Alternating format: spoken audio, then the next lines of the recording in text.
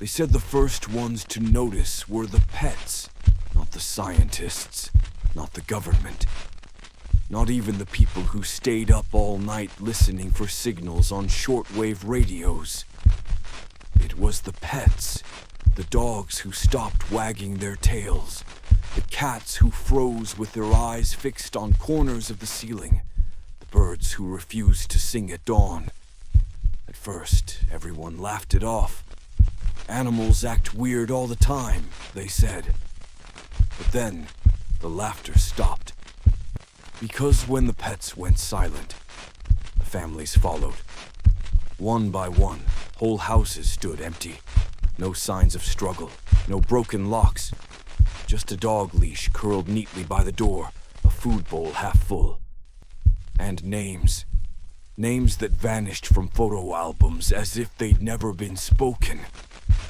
And now, I can't stop wondering if my own cat knows something I don't. I've started keeping these recordings, not for anyone else, just for me. Because if it happens to me the way it happened to them, I need something left behind. The news won't cover it anymore. They say it's an issue of missing persons, not national security. But people aren't just missing, they're being erased. I drove past a house yesterday. A house I know had a family of 4. The kids used to ride their bikes in the street. The mom always waved when I walked my cat in the evenings. But now the house is empty. The swing set in the backyard is gone. Even the mailbox is missing, like no one ever lived there. My cat Nix has been acting strange too. Not restless, not playful, just alert. Sometimes she'll sit in the middle of the room, staring straight up at the ceiling, her tail flicking like a metronome. And if I call her name, she doesn't even flinch. I don't think she's ignoring me. I think she's watching something that's already here. It happened 3 nights ago. I was reading, Nix curled at the foot of the bed, when suddenly her ears snapped forward. She rose slowly, every muscle tight, pupils wide. Then she hissed. A long, low hiss that I've never heard from her before. Not at me, but at the ceiling above my head. I froze. There was nothing there. No sound, no shadow. But Nix didn't blink. She crouched, her claws digging into the blanket, her gaze fixed on a single spot in the plaster. And then, she began to growl, a deep, trembling sound that seemed far too big for her small body. The air shifted. Cold. Still, like the whole room was holding its breath. And before I could stop myself, I looked up. The ceiling was just a ceiling. But for a moment, just a moment, I thought I saw it ripple. Since that night, the house hasn't been the same. I try to convince myself I imagined it, that Nix was only chasing dust or shadows. But she hasn't stopped. Every evening, as the sky darkens, she goes still. Her tail puffs, her body low to the ground, and her gaze, always, returns to that same spot above me. I moved the bed. I sat in different rooms. It doesn't matter. Wherever I am, she finds a new angle, a new patch of ceiling to fix her eyes on. And her behavior, it's changing. She no longer curls into my lap or sleeps near me. She stays alert, like she's listening for something I can't hear. Sometimes, in the dead of night, I wake to the sound of her growling. But when I turn on the light, she isn't looking at me. She's staring straight up. The plaster has begun to crack, tiny, hairline fractures branching outward, like veins beneath the paint.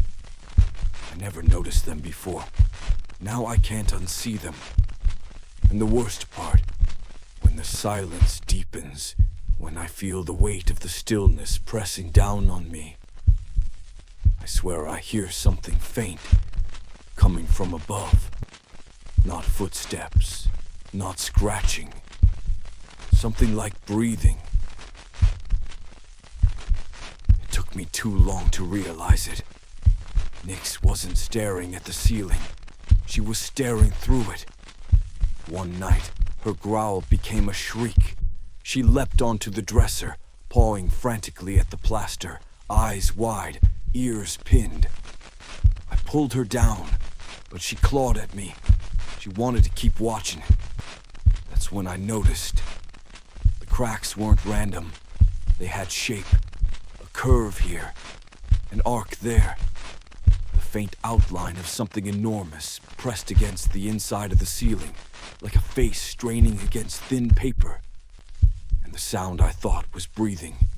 It was closer now, wet, deliberate, like someone trying not to be heard. Nyx froze, her body rigid. Her gaze followed an invisible movement along the ceiling, tracing its path above us, as though something was crawling slowly across the beams. That was when it hit me. She wasn't warning me about the ceiling. She was tracking it. Whatever lived in the hollow above us, it was watching me, waiting for me to look up. I started avoiding the living room, avoiding the bedroom, anywhere the ceiling felt too close. But Nyx wouldn't stop. Every night she'd sit in the hallway, staring upward, growling, hissing, sometimes yowling so loud I thought the neighbors might complain. And every time I dragged her away, she came back, eyes locked on the same spot, ears trembling like they could hear something I couldn't.